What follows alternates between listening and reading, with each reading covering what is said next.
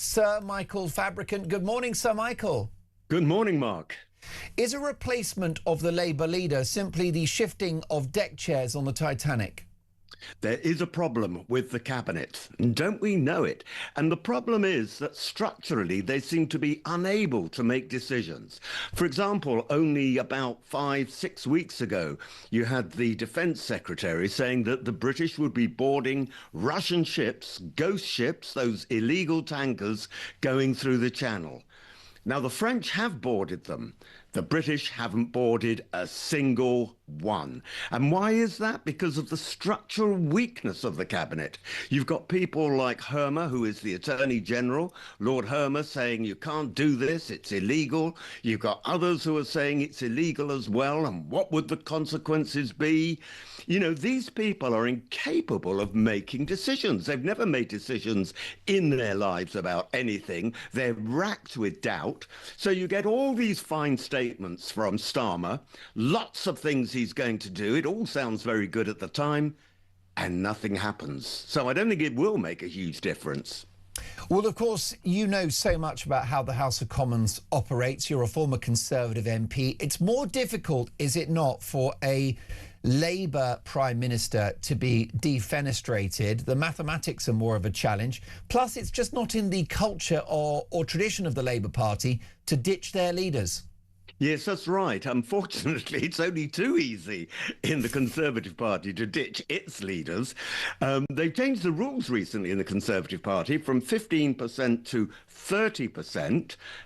And what happens if 30% of people, MPs, Conservative MPs, were to write in and say to the chairman of the 1922, we want a leadership challenge, then it goes ahead. Now, with Labour, it's a bit different. It's lower than 30, it's 20%, but you actually have to come up with a potential leader.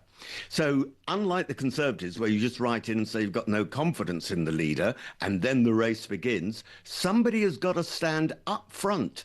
So Wes Streeting or Andy Burnham, if he becomes an MP, and that's a big if, would have to actually say, we're challenging Starmer for the leadership. Now, the problem with that is one thing that politicians learned when, do you remember all those years ago? You're far too young to do that, but when Michael Heseltine challenged Margaret Thatcher. Of course I do. Tarzan. That would have been what? He didn't get it. Was it 89 or 90 that he actually threw his hat in the ring? Ooh, I don't know. I can't remember. It was around that time, wasn't it? Yeah, I think it was about 88, 89, actually, yeah.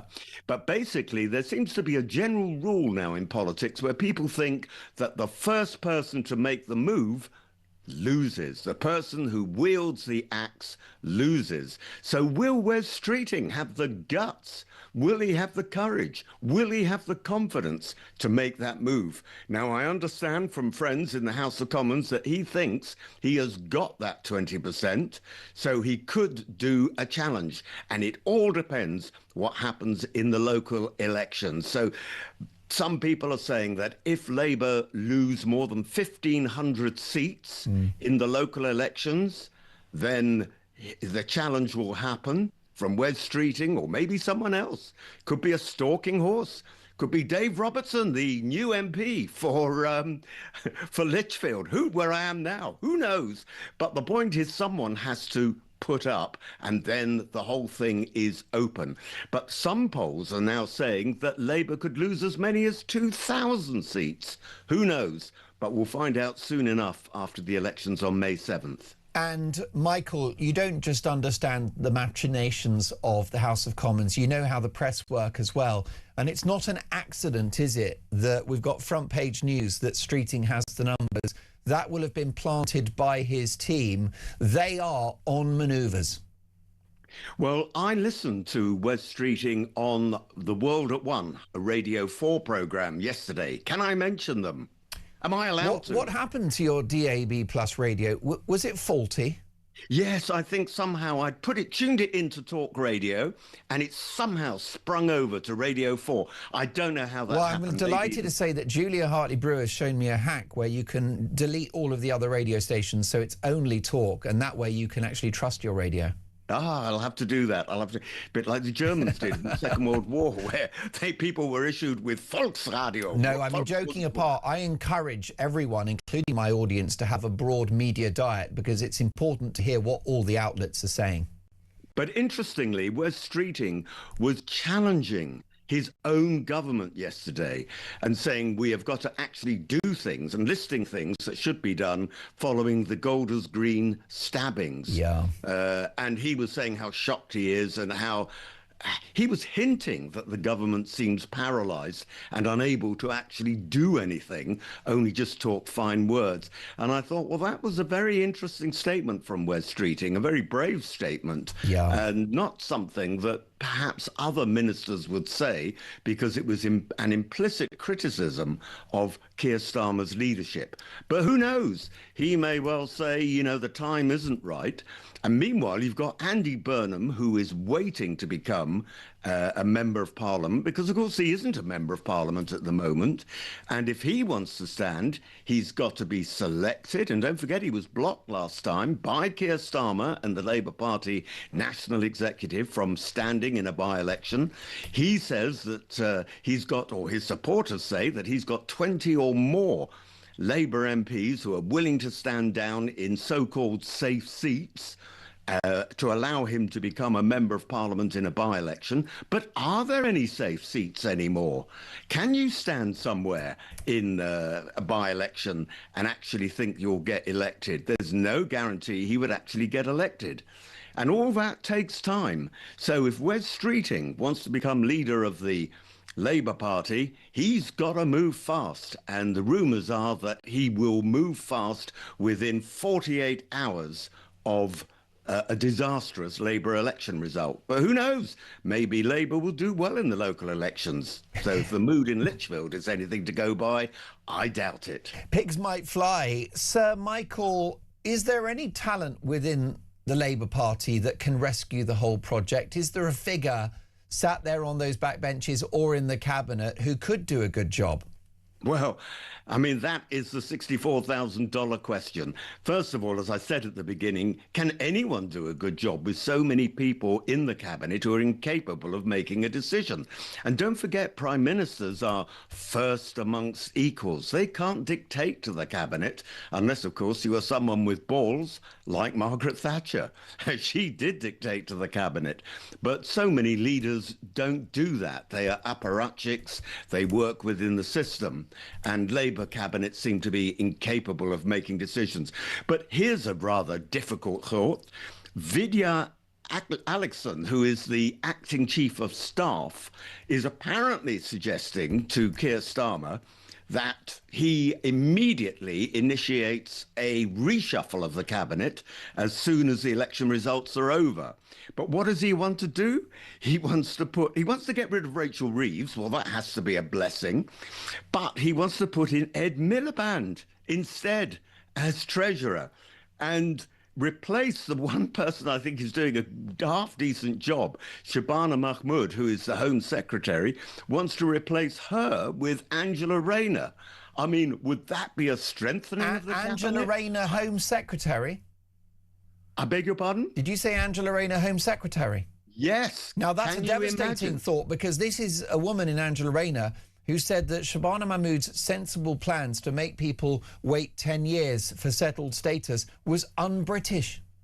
Yep, that's absolutely right. And this is the problem with the party, that accidentally people elected at the last general election, because they weren't voting Labour as such, they were voting to get the Conservatives out and had no idea that it would result in this huge Labour majority. So you have got backbenchers who are good old-fashioned, and that's in inverted commas, good old-fashioned left-wing socialists who think that Shabana Mahmood is doing a terrible job. She's flirting with the idea of allowing people not to wear burqas in the street. Like the French have said, people should not be covered up. You know, the police want to bring in automatic face recognition cameras. Well, you can't do that if you're covered up in a burqa. And she is thinking that this should be illegal, like it is in France. But, oh no, The cabinet are saying it's unconstitutional, which of course is absolute rubbish. And you've got Labour backbenchers saying that Shabana Mahmood is doing a bad job because she's too right-wing. She believes in law and order. Well, you know, this is what we're having to put up with. And can you imagine Angie Rayner? Of course, the problem that Angela Rayner has got is that she is still facing a probe by the HMRC into her tax affairs when she bought the house in Hove. And of course, wasn't that hypocrisy? Because you had a person who was housing minister saying that anyone with more than one house is evil and rotten, and yet she was buying her third home, which frankly, I don't think is any bad thing, actually. If you've got the money, do it. But you do have to pay the tax. Most definitely. And there are allegations around Angela Rayner that earlier this week in the Strangers Bar of the House of Commons, she got drunk, stormed off yelling, "I'm a socialist," to a colleague, at which point she reportedly walked into a closed door. Now, again, you know the Strangers Bar, you know the House of Commons. What do you make of this story? I'd not heard that before, but it's absolutely extraordinary. Dan Hodges, who says he was there, from the Daily Mail. This is a guy who knows his onions. Yeah, he does indeed. And the Strangers Bar, to be honest with you, is the one bar in the House of Commons I used to avoid. I used to go into there only during the day if I was going onto the terrace of the House of Commons. But the Strangers Bar does tend to produce a lot of people who get sloshed. Labour and Conservative and Lib Dem MPs. I've seen them all sloshed. I hadn't heard this story about Angela Rayner. I always used to go to another bar called the Pugin Room, which is a lovely bar in another part of the House of Commons where it's a little bit better behaved. And, you know, it's not the sort of bar where people are standing up and drinking huge amounts of alcohol. But the danger as well, of course, with the Strangers is precisely what you just described. Journalists are allowed in there. So if you're going to get drunk, you'll be doing it in full view of everyone else. But, you know, it's interesting listening to the point made that Angela Rayner allegedly was shouting, "I'm a socialist," because do you remember when Rachel Reeves was in tears sitting next to Keir Starmer in Prime Minister's Questions? I mean, that was incredible. Incredible that she went in, actually. She didn't have to go into the House of Commons. She's not always there. But there she was sitting in tears, allegedly only having just had an argument with Angela Rayner beforehand, which caused her to be in tears. Whether that's true or not, we don't know. But that's the story going around the Labour Party and Conservative MPs who were there at the time. So, Michael, the clock's against us. Let's go rapid fire. Your appraisal of King Charles's trip to the United States, the current sort of condition of the special relationship, what do you think? Well, I think it was an incredible trip. I think King Charles couldn't have done better. I don't think anyone could have done better. Will it make any difference? No. Why? Because there is no personal chemistry at all between Keir Starmer and Donald Trump. Donald Trump will have been advised by his ambassador in the UK, Warren Stevens, that Starmer is on the ropes and is pretty well loathed by most people in the United Kingdom. And Trump will say, look, when I'm dealing with Starmer, the guy is a dud. Word I've used right from the very beginning.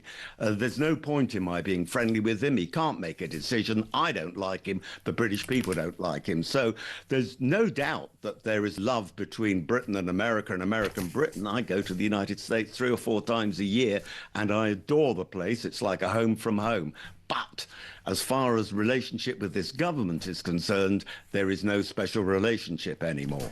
And briefly, just a couple of seconds, if you can, Sir Michael, there are many on the political right who are struggling with the war in Iran. They're having a wobble. They're starting to think it was a colossal and historic mistake. Are you one of them?